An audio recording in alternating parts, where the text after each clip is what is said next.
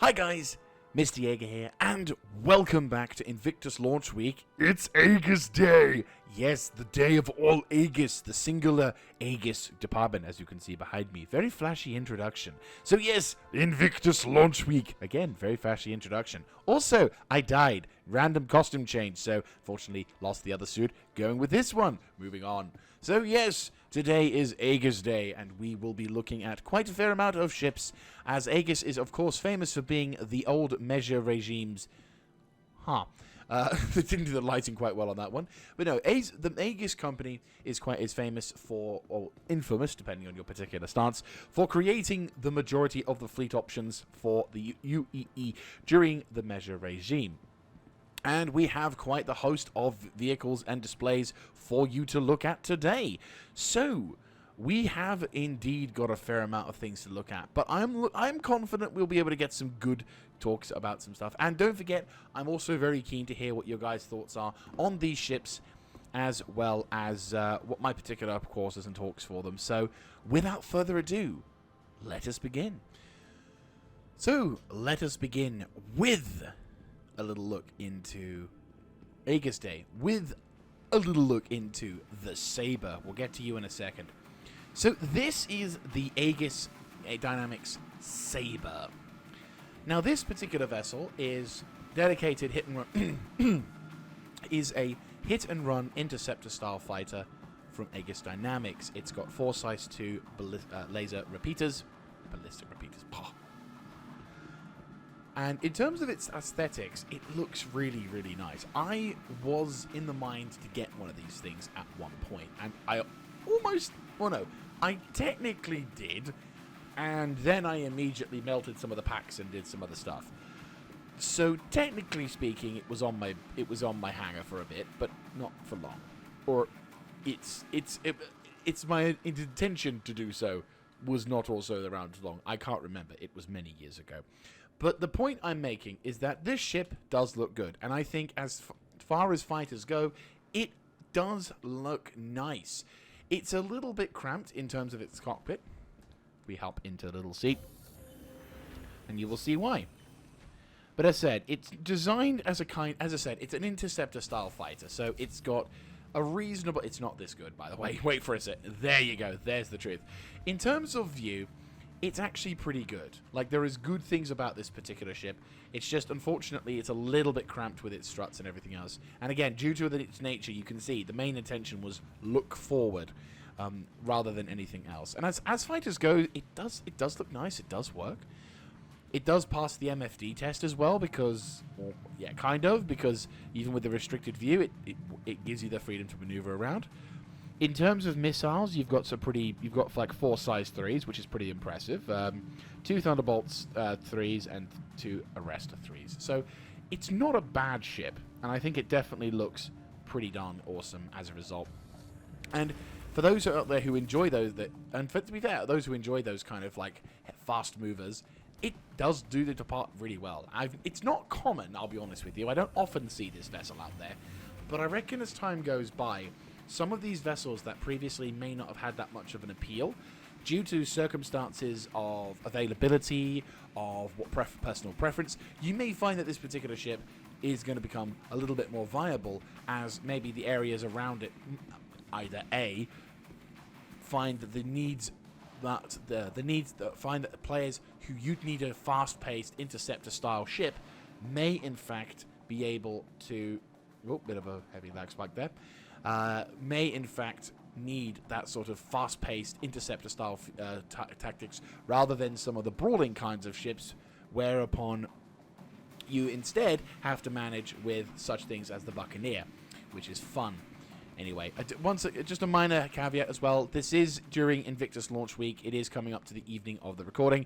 My frames have been suffering, and unfortunately, my recording software has also been suffering, which is why some of the episodes have been a little delayed in coming out, because my bloody recorder has decided to crash on me whilst filming, and I didn't realize until like a good chunk away into the video itself. So you may find there's some random cuts being put into it, because I don't really want to risk losing this video content. So, fun. Anyway, so going on to the second ship, we are overlooking the Saber Comet, which is literally the same as the Saber original. However, there is obviously the unique design of the ship. It's got some wondrous looking bits of camo. It has a tinted screen. The weapons are powerful. It looks pretty cool. The official blurb, well, I say official, the tools blurb says that it was series of the custom livery, pays tribute to the famed pilot Captain Camer Dalian for his work with Aegis to usher in a new era of combat ship design. So, again, this particular ship was famous being the new kid on the block, but still not too well, being a new style of kid on the block. There was a lot of ship designs that during the measure regime were, due to the nature of the measure regime, were great. Their purpose and their intention was great and for what their role was needed to be, but they were built under the pretense that all Xenos are evil, which, depending on your standpoint, you either agree with that sentiment or not. I'm kind of in the middle, leaning towards Xeno issue, but, you know, that's neither here or there. Going on to the new boy on the block, though, we have what, in my opinion, is a very impressive, very much needed upgrade of the Saber series with the Saber Firebird. This thing looks wondrous. Like, you can tell the difference in design from a Mark 1 to a Mark 2 and then eventually to the Mark 3. And it looks glorious. It looks very similar to the Saber Raven, which, if any of you may know, the Saber Raven was a ship that was made available during an Intel/AMD promotion that CIG ran, and allowed certain players who purchased certain graphical cards, as well as other promotions, to get themselves a good-looking ship. This ship, however, is an original with a very, very nice-looking skin. She looks amazing. She's just she's just licking the wing. It's fine. But no, this thing does look absolutely phenomenal. I'm not going to lie. It looks rather wondrous. And she also has quite a unique... she has a couple of unique designs towards her. The main elements is the fact that her underwing, which I'll just go under here just to crawl so we can see, her underwing here, or the underside of the ship, has a missile... I want to say underslung, Christ. Concealed underneath here is a series of missiles, which is 12 size 3 Thunderbolt 3 missiles. This, and what makes this thing useful and really awesome, is the fact that these things have... Here we go. Is the fact that these things can be fired row by row, which means this bloody ship is an incredible... It not only looks incredible as a dedicated fighter, but she can also, can fly around pretty impressively, but she can also spam the living shit out of whatever goes near her. And I am not going to lie, I'm not much of a missile spammer, but I can appreciate when you can deliver a large amount of firepower all within one particular go. That is a major boon in my opinion. Oops. Oh. There we go. Yep, they're all good. It's fine. We are okay. Windows just going to be... oh, there we go. Oh, this is much better. This is so much better than the... again, this is the improvement. This is the thing. The Firebird is an improvement. It takes the core concept of the Saber. It highlights the good bits, cuts away the fat off the other bad bits, and then refines it once again just to get the mixture done right.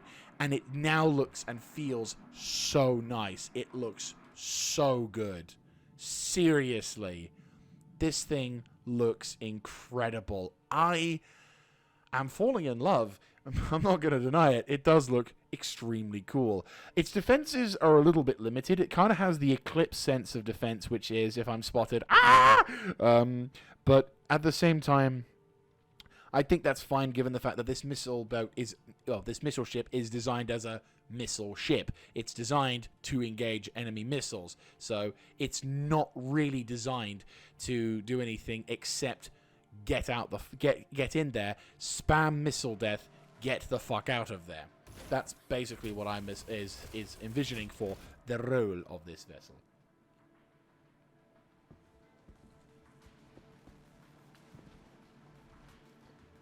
But still, an absolute beautiful ship with the potential to be extremely dangerous. We don't have many missile-dedicated ships out there, and with this ship looking as good as it can be, it definitely could be a strong contender for missile spam.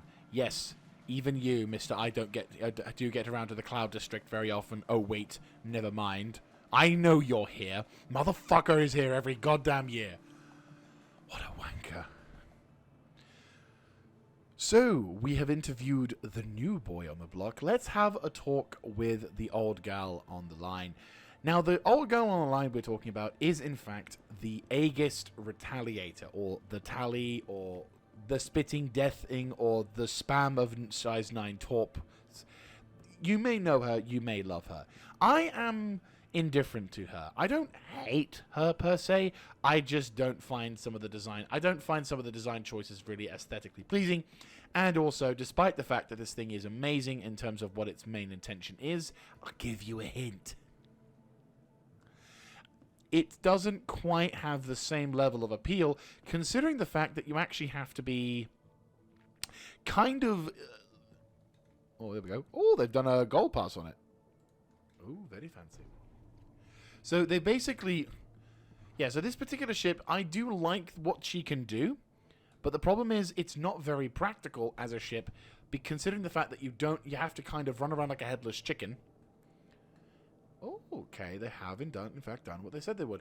Basically, there was a couple of factors that made me not like this ship prior to its whole gold pass standardization, which, as you can see, and you may recall in previous IAEs and Invictus launch weeks, they've actually now done a bit of a gold standard on this thing. They've actually done a bit of a refit, and some of the elements of the ship now look far better than they did previously, which is really nice to see. I can see that we've got some nice size 9 torpedoes there.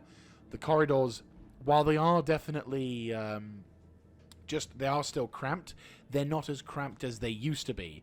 Also, they now have practical things inside them, such as the components, which I'm liking that. I do like practical ships, which is nice.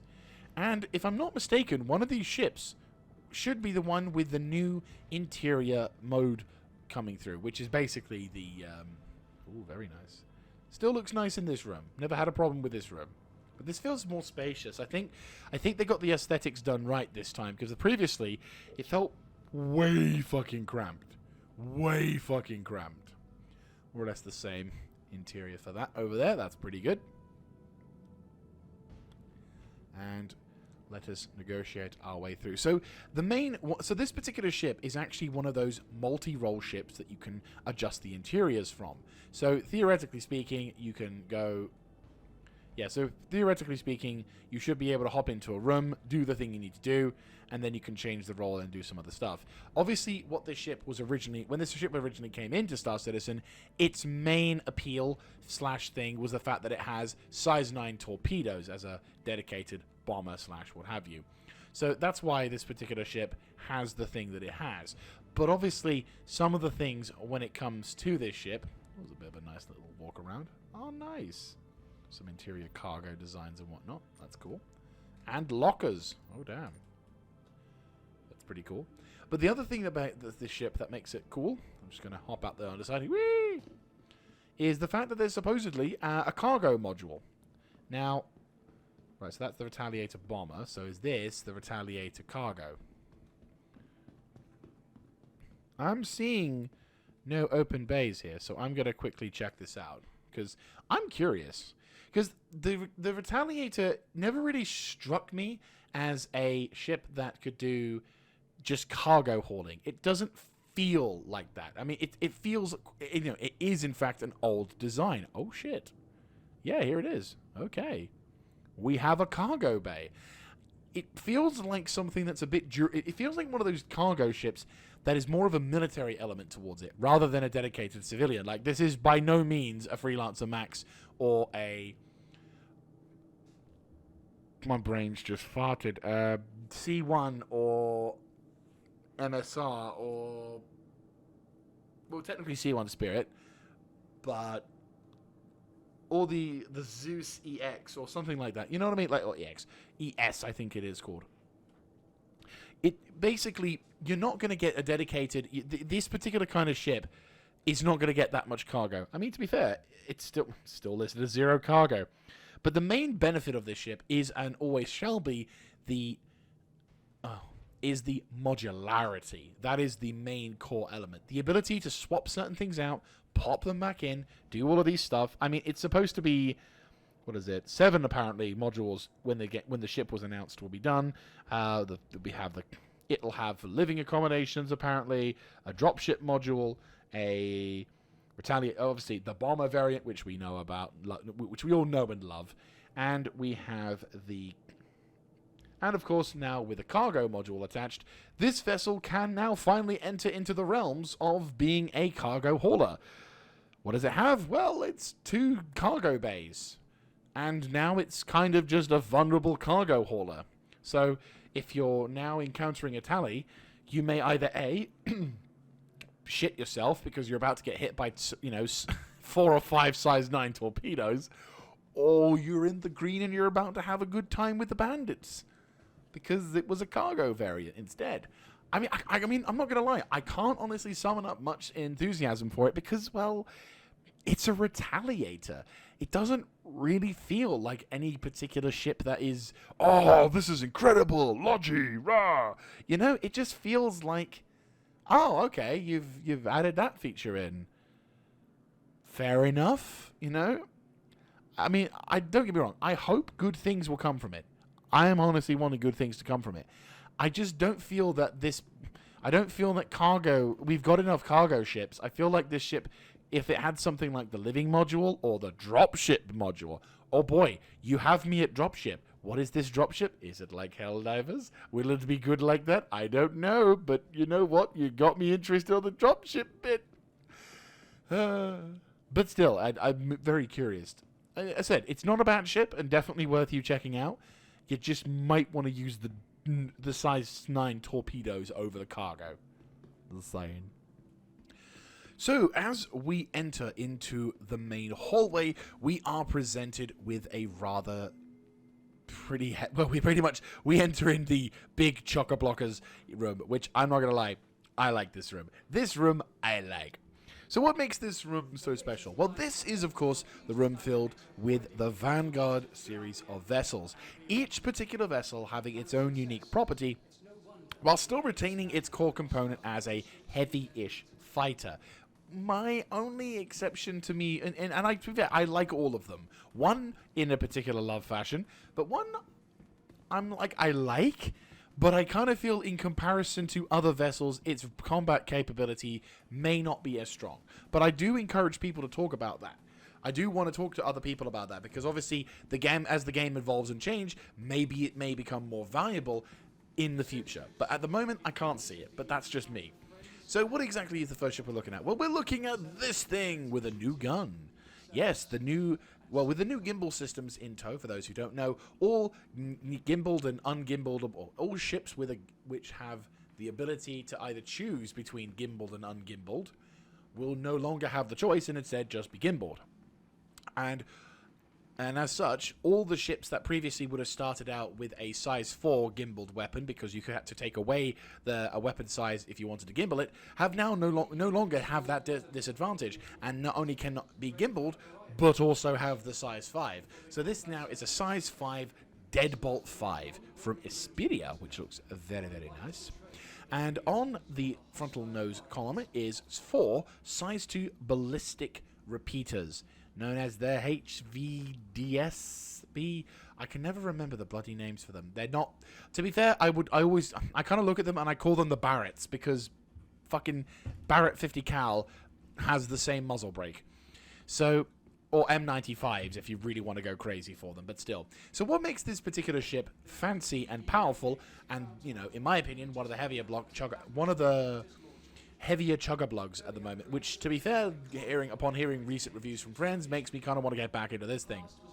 Well, in addition to having the big weapons at the front, and, of course, a size 2 turret, with a turret mounting size 2 weapons on there, which entirely sure what those are, I'll be honest with you.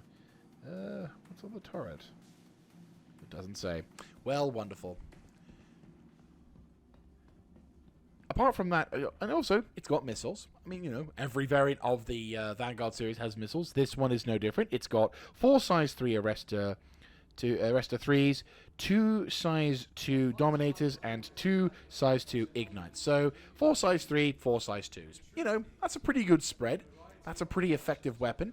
Bearing in mind, a lot of the ships you'll be encountering will often be smaller than you. So the Vanguard series of ships is really good for those PvE players out there, definitely. So what makes this particular ship so fancy? I've said that 2 times or 3 times, whatever. It's because of these! That's right.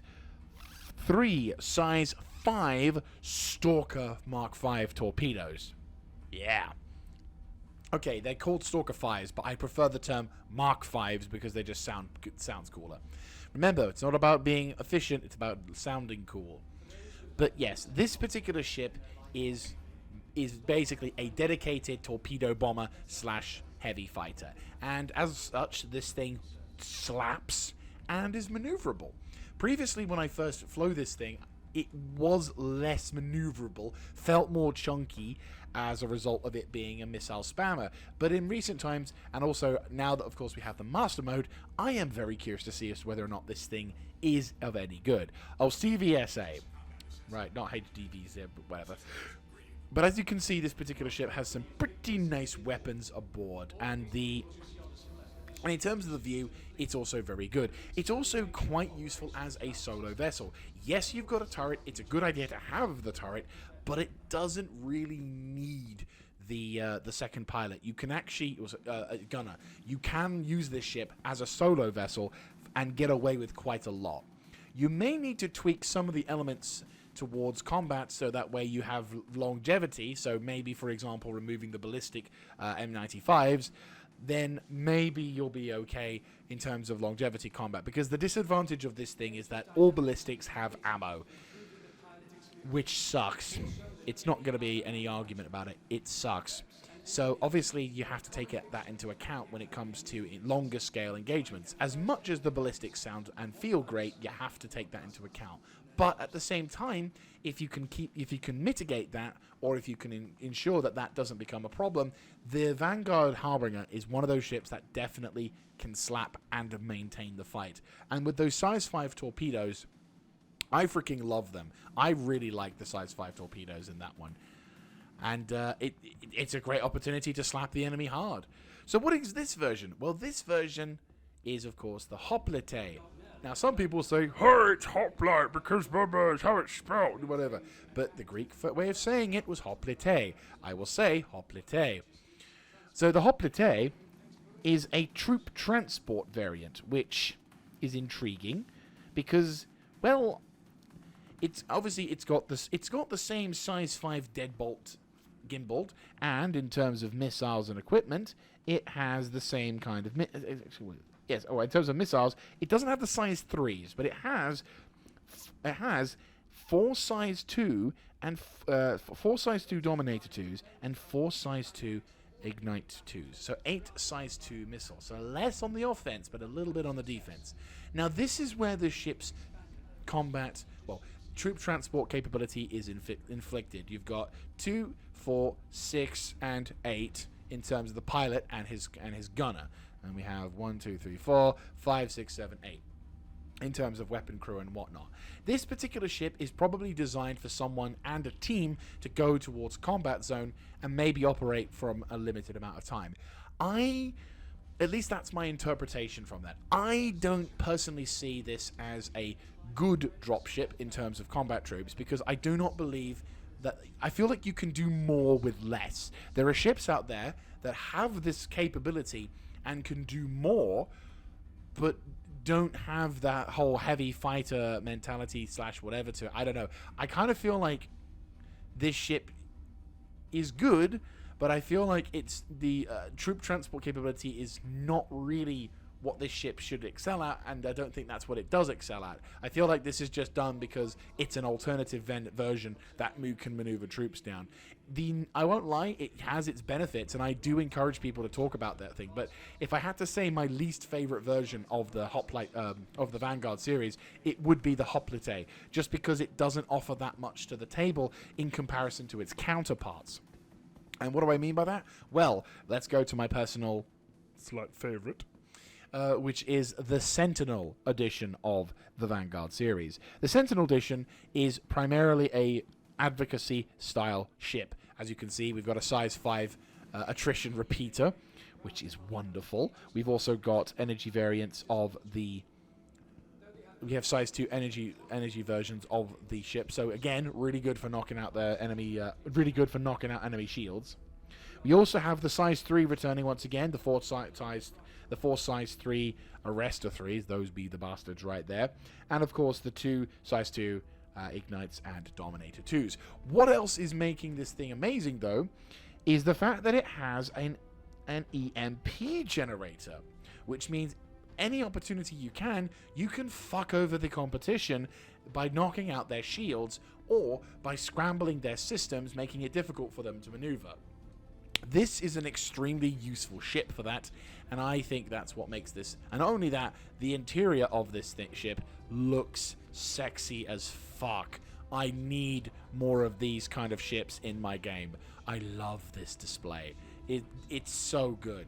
The lighting works. I know this is just because the power's turned off, but still, I fucking love the interior lighting display on this thing. I mean, the Harbinger is also an extremely good-looking version of the ship, but at the same time, this just feels so much better. And the fact that I can not only shoot the living shit out of the enemy, but I can also completely obliterate him with his with the EMP is just icing on the cake for me. And it looks so nice inside. I have data slats and fucking heads-up displays detailing the most wonderful thing. My computer is struggling to play it because this ship is so insanely cool.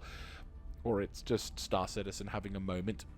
I'm not on the bloody Vulcan thing as well, which is weird, but still. So yes, this thing, it is glorious, and I even like the coloring of the... Normally I'm not a huge fan of the gold and the blue of the advocacy inside, or the UEE's coloring. But at the same time, I do like this thing. Oh, and the turrets are fucking mental. Yeah, it's got one of those weapons on it. Yeah, that's fucking ridiculous. This ship is amazing. I love it. It looks so nice. And finally, we go to what I think is it is the dedicated Combat 5 Heavy Reconnaissance / medium / heavy fighter, the Vanguard Warden series. Not a huge fan of the interior. Really don't like the color. But this ship does what it says on the tin. This is what I feel this particular ship's role is, finger quote, the best at. It's a dedicated long-range heavy fighter with the abilities for one or two of the crew to be sent on a difficult mission. And as mentioned before, this thing is a fucking god at PvE. When I first got this ship, I ended up selling it because I felt I was using it too much. It was kind of broken. It has all of the variants, by the way, have the ability to mount the best Q quantum drive in the game. We are talking about the XL1, which allows you to not only zip across the galaxy at ridiculous levels of speed, but also have a very good level of fuel consumption as well. It's a very nice quantum drive, which allows me to zip around the galaxy. And once you've fully upgraded this thing, it is extremely chunky. Like, she can tank a very large amount of damage. And it works. It works so well. And I love that about this ship. It is a really, really good combat ship. And definitely, if anyone wants to get one of these things, I encourage you to get one of these things. It's one of those fighters that it has the ability to be a heavy hitter on the battlefield whilst also being relatively nimble. It's not like darting around like it would if you were in an Arrow or if you were in a Gladius or anything, but it would give you the ability to have the staying power. And if you're not too good at combat, or if you're not too experienced with combat, then this thing gives you the ability to help you recover from your mistakes and take on a larger group of enemies. Now, of course, with 323 having the higher quality of enemy interactions, this could potentially be something that the Vanguard series of ships may now actually strive in, because obviously in other games the AI were a little bit lackluster in their capabilities for combat. And if you find yourself in a mission where the AI is actually, the server frames are actually a little bit higher than usual, and you're putting yourself 15-20 frames in the said server frames, oh dear God, Emperor, you're in for a world of hurt if the enemy gets their shit together, because it stings. So, as we gaze upon the last ship in the big room, this particular ship, I won't lie, has a very special place in my heart. This is the Aegis Redeemer. The Aegis Redeemer is a dedicated gunship platform with the capacity to fuck shit up, but also showcase the wonders of multi-crew gameplay on a bounty hunting level. This thing is perfect if you want to introduce your friends to Star Citizen and you want to do some bounty hunting, because you have the ability to not only have fun for yourself, but your friends too. And of course, even with the nerfs that they've done to the AD5B series, you can still have fun. So what makes this ship amazing? Well, apart from the fact that you have two turreted size 5 AD5B ballistic Gatling guns. Need I say more? Okay, we have to because the screen's frozen. But the point I'm trying to make here is that this particular ship is an incredible vessel with a lot of firepower and also the capabilities to have a lot of fucking fun with it. So originally, though, the fun part was this ship was originally designed to be kind of like a transport ship. It was actually community created. CIG were like, yo, community, we want you to come up with a ship for us. And they did. And this thing took a very long time to come out. And this particular vessel took a little bit of had different variations in designs. It was going to have like a crew compartment, and then it was going to have like a sort of separate section like the Valkyrie does. But eventually this ship became a gunship, and as such the transport department became the troop carrying department became the normal department.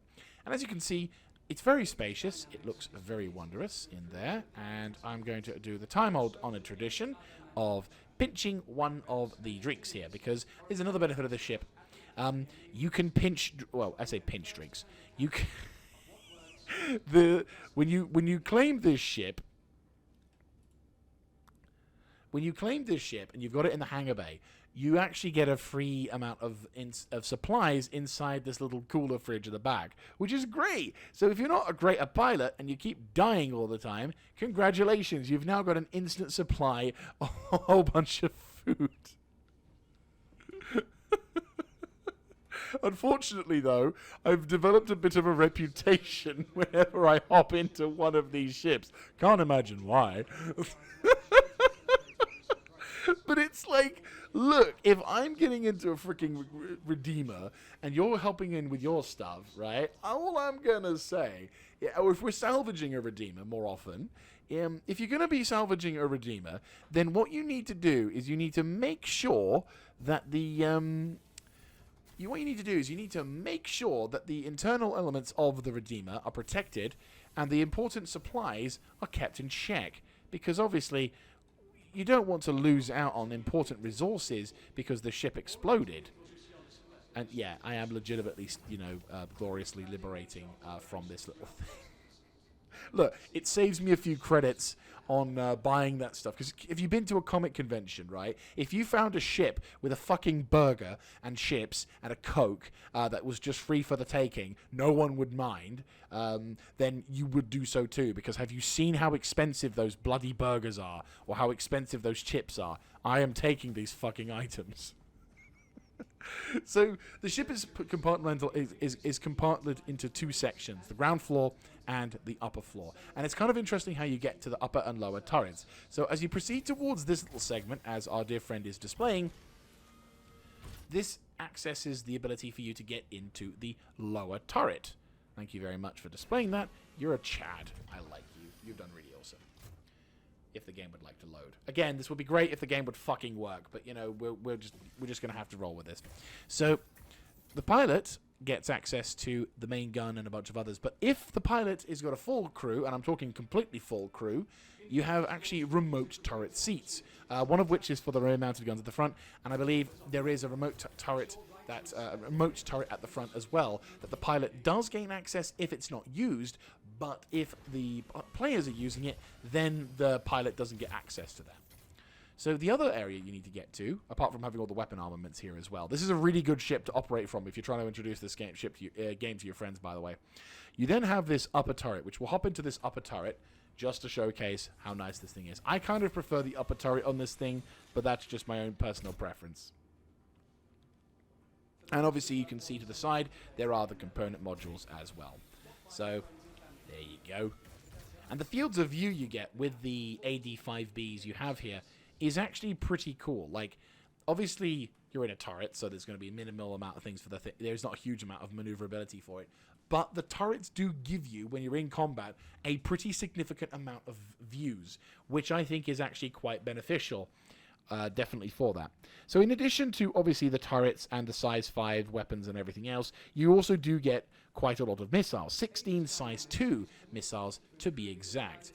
But yeah, the main strength, of course, is the fact that you've got size 5 turrets. And if you've got yourself like a crew of about 2 to 3 friends all sitting there minding their own business, you will have the capacity to fuck over heavier ships. Even, I would say, as much as I would say it's unlikely, one hammerhead could possibly go down to you. Maybe. It would be a push, but you could do it. More likely you could knock over a large amount of other smaller vessels instantly, or you could fuck over some Valkyries as well. Either way, this thing has the capacity to do a lot of damage, and definitely has the staying power to do the damage, and also it has the ability to have... can't speak. It has a capacity to do lots of damage, the staying power to inflict the damage over a long period of time, but also the fun elements that allow you to really show off what the fun side of multi-crewing in Star Citizen can be. On into our next room, and we are greeted with the sight that I would say, for some of them, is your first sight of a ship in Star Citizen, in your hangar, and for others, the last thing that they ever see before, oh fuck! Or in the case of the pilots of the Eclipse, oh fuck, they've spotted you and have now died. I am, of course, talking about the Avenger series of ships, as well as the Eclipse, which I'm not going to lie, I like the look of the Eclipse, and I kind of want to get it at some point, but I think I'd only have to go with it on a... I'm wanting to get that as soon as, with in-game currency. No way am I going to go for a real-life profit, because... yeah, that's a lot of money. It's not cheap. Right. But anyway, what am I talking about? Why am I talking about these particular ships? Well, because these particular ships, I would say, are the quintessential important experience for most players when it comes to playing and learning how to get into this game. One of which is this thing. This is the Avenger Titan. This is one of those weird kind of ships that kind of unifies everyone in Star Citizen. What do I mean? Well... if you're getting into Star Citizen and you've got a little bit more of a bucks than, say, you want to kind of get something a little bit snazzier than the starter package, and you're like, hey, look, I'm new to this game. I don't know what any of the ships are. They're all confusing. What would you say is a good ship to start with? You know, and despite all of the other players having clear different personal preferences, some would love Crusader, some would love Drake Interplanetary, some would love Origin, some would love Aegis, Anvil, all of that jazz. They'd have their own particular playstyle. They have their own unique elements towards it. But all of them would say Avenger Titan is the best starter ship in the game.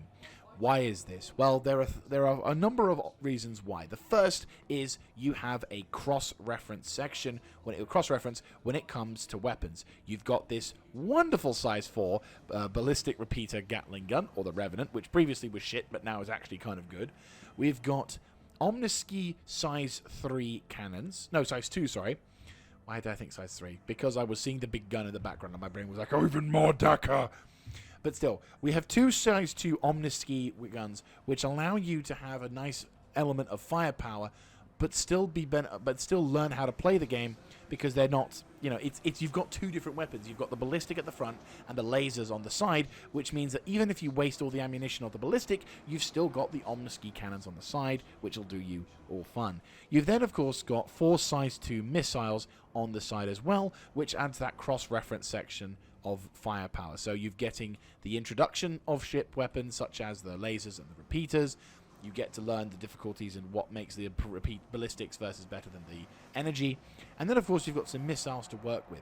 The other main reason why, or the other reason why you love this ship, or why this ship is the best starter ship in the game, it's got its own little cargo bay.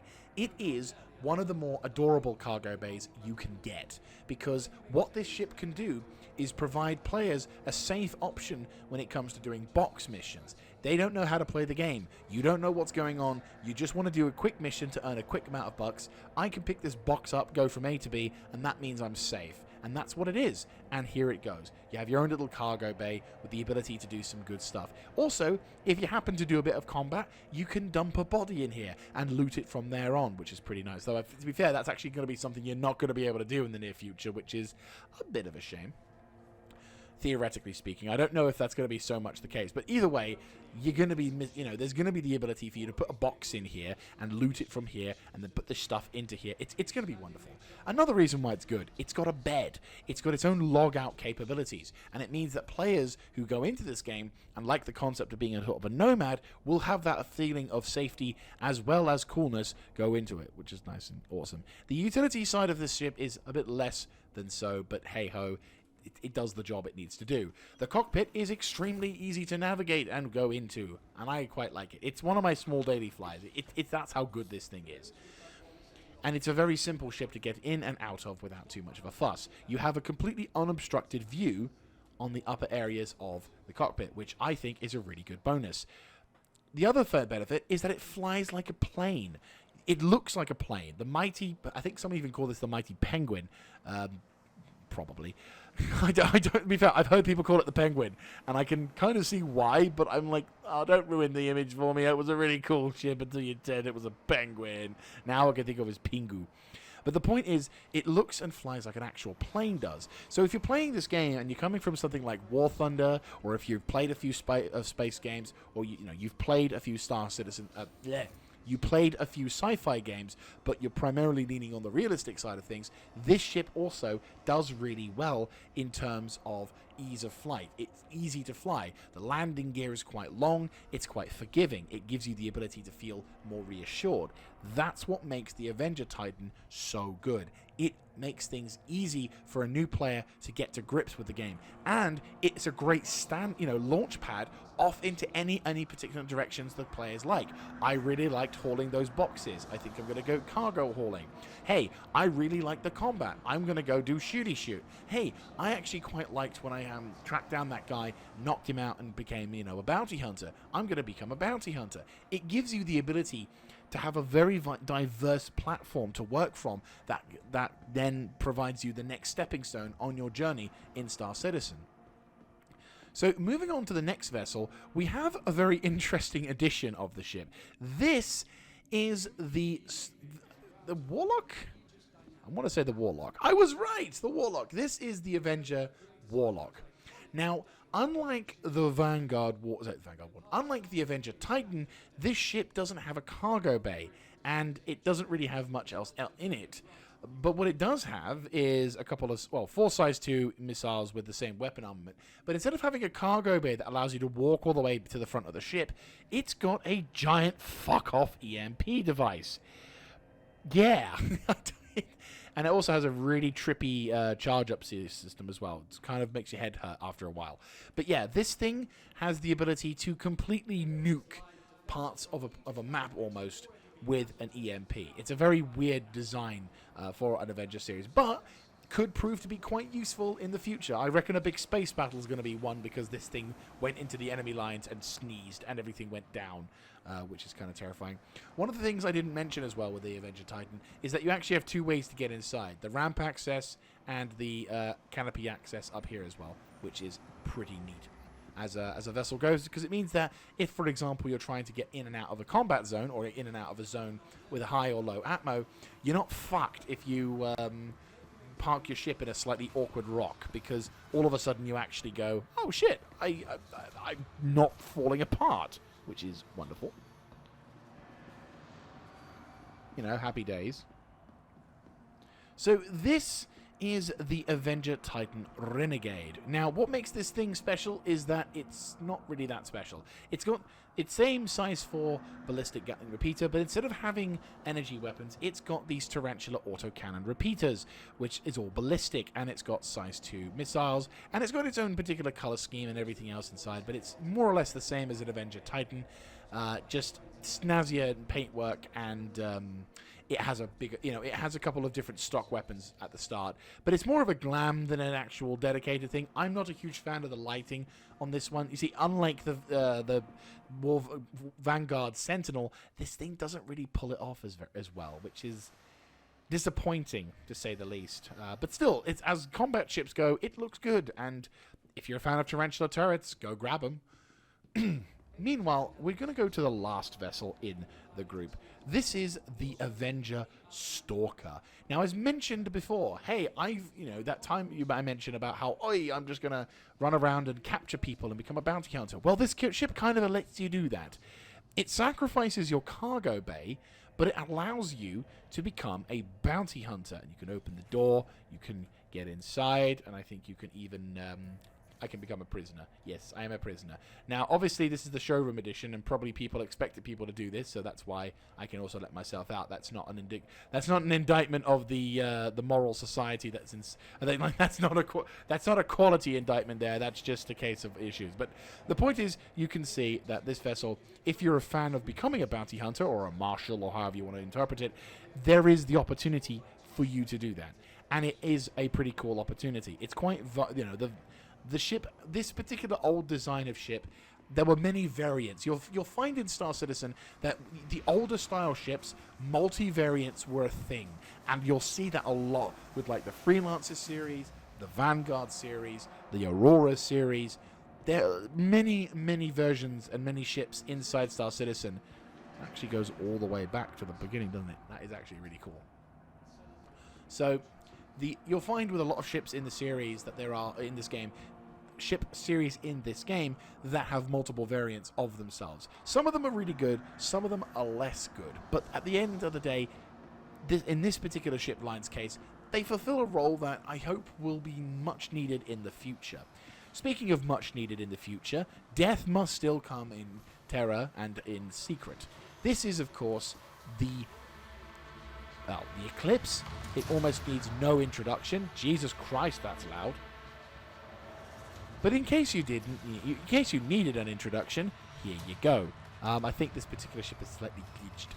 But no, the Aegis Eclipse is a dedicated stealth fighter with the sole intention of flying into a combat zone, dropping the giant nuke-style torpedo, which, yes, that's a size 9 torpedo. This is the other alternative to size 9 torpedoes, by the way. And the purpose is that you fly into a combat zone, you drop into it with this really cool-looking interior. I'm not going to lie, I do like this interior. And you basically say, your mama, and you throw one of these 3 size 9 torpedoes into the side of something, and it explodes. It is glorious. Now, the downside is that, unfortunately, this thing, once you've expended its ammunition, it's kind of shit. It's as soon as it's been detected, it has very limited amounts of time to get the fuck out of there before death approaches. Because, unfortunately, this particular ship is very, very glassy when someone notices it. The famous "Notice Me, Senpai" meme would not work in this scenario. If Senpai notices you, you're dead. Just dead. So... yes, very not a good idea to get spotted. But at the same time, it is one of the ships that I have to admit I am liking the look of. I'm hoping in the future, when things become a bit more grander in scale and you actually start seeing organized warfare between clans and different orgs and communities, and you start seeing some more serious territorial disputes being inflicted here, I reckon we're going to see some...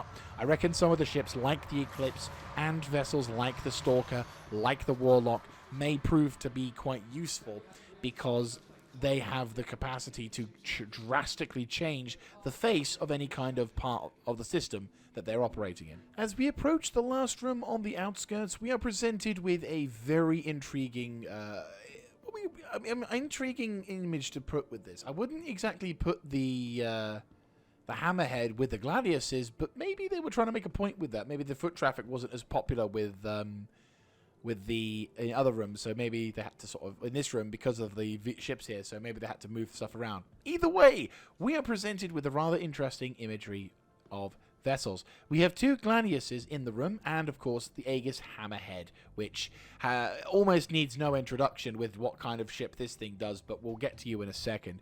Let's first talk about, of course, the Gladius, which I think that's the Gladius Valiant, which I honestly don't know what the difference is between the two. They look the bloody same. There was a unique pirate variant of the Gladius, which you could get if you completed the Arena Commander Pirate Swarm event before they changed it with the new version of the Arena Commander, but I didn't do that because I wasn't too fussed about the Gladius, and I'm still not. I had it and I've owned it a couple of times, but it's not a bad ship by any stretch of the imagination. It's just not a ship that I feel is best suited for my personal combat style. But what exactly is the Gladius ship? Well, it is a light fighter, and is probably one of the most common vessels you will see in the UEE fleet, barring the Hornet series. This thing is famous as well because if you've seen trailers for Squadron 42, you may recall seeing this thing being on display on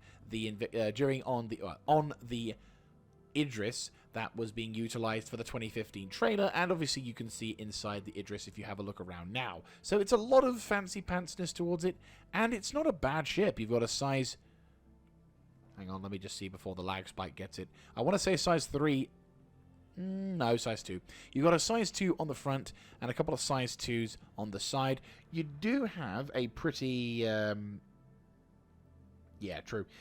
You do have a pretty set of decent missiles. You've got 2 size 3 missiles on that point and 4 size 2 missiles on the other. You got 4 size 2s. So yes, 2 size 3, 4 size 2s, and 8 size 1s as well, which is nice. Unless these are the 4 size 2s. No, these are size 1. Those ones must be size. Yeah, those have to be size 1s, unless these are considered size 2s now, which is bizarre. But then again, it's been a while since they've... those have to be 2 size 3s with 8 size 1s. This loadout must have changed a little bit since then. But still, this particular... Wait, Valiant? Wait, what? The Gladius Valiant? Are these both the fucking Gladius Valiants? Or am I going crazy? Right, Gladius Valiant... Am I just losing my mind here? So there's no fucking bog standard Gladius. Well, that's just fucking wonderful, isn't it? GG. Well, the thing is, the Gladius Valiant, it's just a tribute to a human known as Condi Hillard for being the first human to record on defeating a Vandal in combat. Now, little bit of a story with regards to that. The Vandal ships were very powerful vessels, and it resulted in many encounters with them dying, or with the humans dying really heavily, unfortunately. Vessels like the F-8 Lightning are testament to humanity learning how to defeat the Vandal. The lighter style of ship, this particular style of ship, was designed at a time where light, quick, and agile was the aim of the game. And obviously, as time has gone by, this particular vessel has definitely earned its acclaim to fame and definitely deserves to be respected because of it. However, as time has gone by, newer, more dangerous threats have occurred, and the heavy, chunky boys, once again, have become more of a mandatory element, which I'm not exactly complaining about.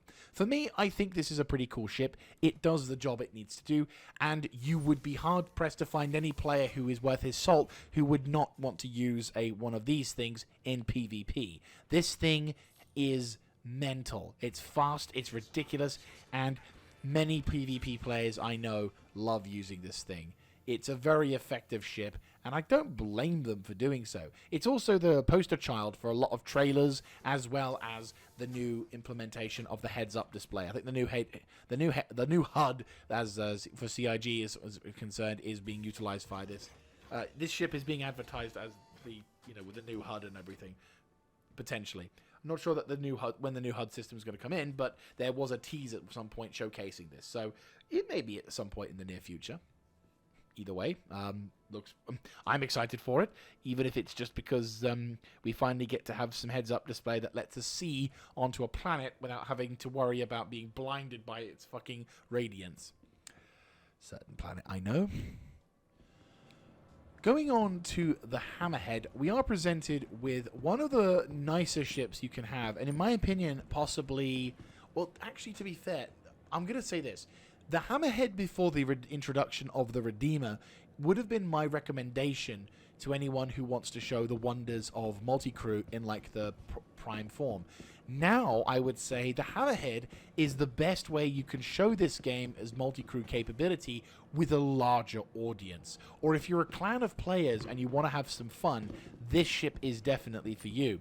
The pilot doesn't get to do much, sadly, but there is a cool thing about the pilot seat that we will be looking into. But the Hammerhead is a very awesome gunboat. It was introduced a while back. I want to say just around the first Jump Town. Yeah, it was announced 2017. Christ, that was a while ago. I think I came into the game not too long after the Hammerhead came out because I was playing the game not too long before the Hammerhead was released or just a bit after, because this ship came onto the scene and everyone was like, oh my god, the Hammerhead is amazing, this thing has got so many guns. And it's true, this thing has a ridiculous amount of firearms, of turrets. It has, if we have a look at the old stats, we go over to the propulsion and then the weapons utility, it has six turrets with quad size 5s. So 4 turrets on the side, 1 on the top, 1 on the bottom. This thing has quad size 5 guns. Now, the bog standard stock edition of this ship has Rhino repeaters. Very powerful weapons of war, I can assure you. But this thing has the ability, if you are a mad lad and you want to arm this thing with what I can only assume to be rage incarnate, you can in fact mount Gatling guns on this thing. In fact, its original loadout, before they changed how ballistics work, was in fact miniguns. I think it was like ballistic weapons or anything like, Ravenants, I believe, along those lines. So this thing used to be extremely dangerous before ballistics became more powerful. Now the concept of utilizing a ballistic firearm, using ballistics in this ship, with the potential is kind of terrifying, if you ask me, because can you imagine 6 turrets, each of which having 4 size 5s, with the capacity to do so much damage if you have a good crew. Now let me just say, imagine them all with AD-5Bs, which is still one of the better Gatling guns you can find. High ammunition pool, limited amount of consumption. Oh, this motherfucker be destroying everything, not even questioning it. If the game would like to load, that would be even better. There we go. Ladders are terrifying. My character has a fear of heights. He just didn't want to look down. So the other thing that makes me like this ship is the bridge. I really like this as a concept, and I appreciate that it's not often the case, but I like it. I like it when you're in a ship and the bridge has a traversable glass that allows you to look down onto a planet from here. I saw it in Halo Wars. I kind of fell in love with the concept in that. Then I saw it in this ship, and then I'm like, oh, do it on more ships. And we kind of have that with the Carrack, but not really. it's not as good as it's not a concept that works quite as well as the other ones, which is a bit of a shame. But still, I like that concept. It's a cool concept, and I want it to survive more. Why do this game?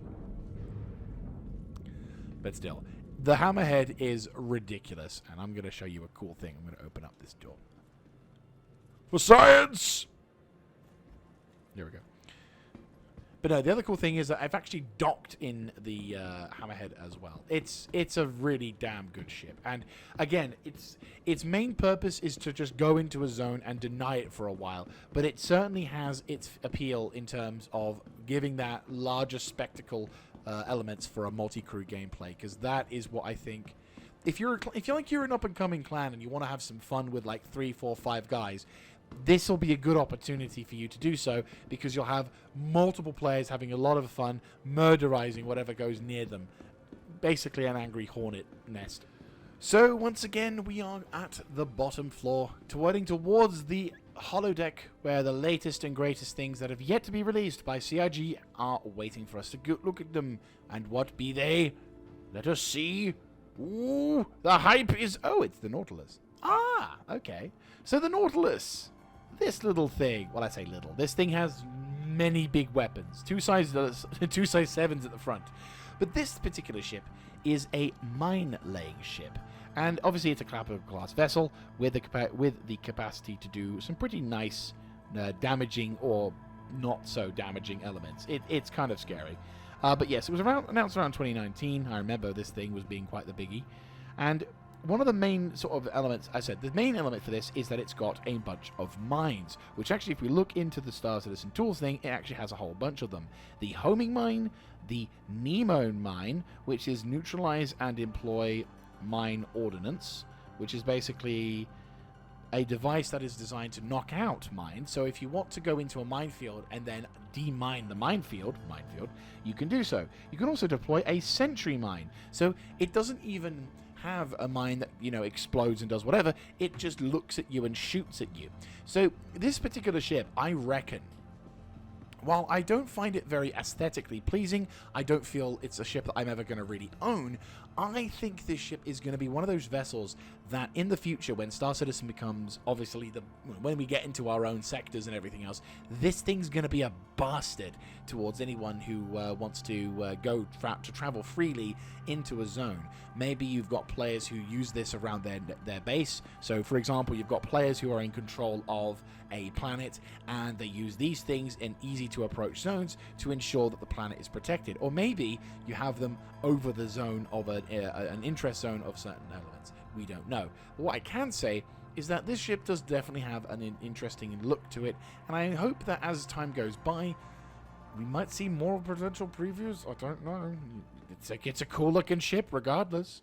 So I can't say I'm overly enthusiastic about it, but oh, hello. Yeah, you're not as interesting, but you... This is a cool-looking ship. This is, of course, the Aegis Vulcan. No, I've already done the Vulture. That will be doing the Vulture in the Drake Day. No, this is the Vulcan. This is a dedicated or medium dedicated repair and refuel ship. It has the ability to utilize drones to fix your shit, which is what those side panels are. But it's designed to basically give you the ability to survive in the middle of a combat zone. So if you're in the combat zone and you're going like, fucking hell, this thing is, this situation is looking pretty rough, we need to get the fuck out of Dodge, or whatever, I'm like, nah man, you're all good. We get 2 drones coming along, we'll repatch your ship up, we'll give you some ammunition, or whatever. This will be really good. Or if you're in a position where you're minding your own business, and or in my case, you know, if I want to do something like in the future, let's say make an outpost or do whatever, you could have your own little space dock where ships that can't exactly land on the planet can still hang above on the top. Just had an idea. But still, you could utilize those elements as well, which give you the ability to have this particular ship. While it's not like the big fix-it kind of vessels and everything else, it does have its presence on the field, which let you have... it does have the presence on the field to be able to make something glorious and also keep everything running for a limited amount of time at least. But it might be all that you need to get out of the combat zone. Either way, I like this ship, and I very much look forward to seeing this vessel being introduced in the future, because we don't have repair and refuel yet as a job role. We've got bounty hunting, salvaging, mining, combat, as well as cargo hauling, but we don't have repair, and I look forward to seeing that. I know technically you can repair with the salvage things, but it's not quite the same. Oh yes, and refueling. But not rearming. Still don't have rearming. That's something we've not been able to do yet.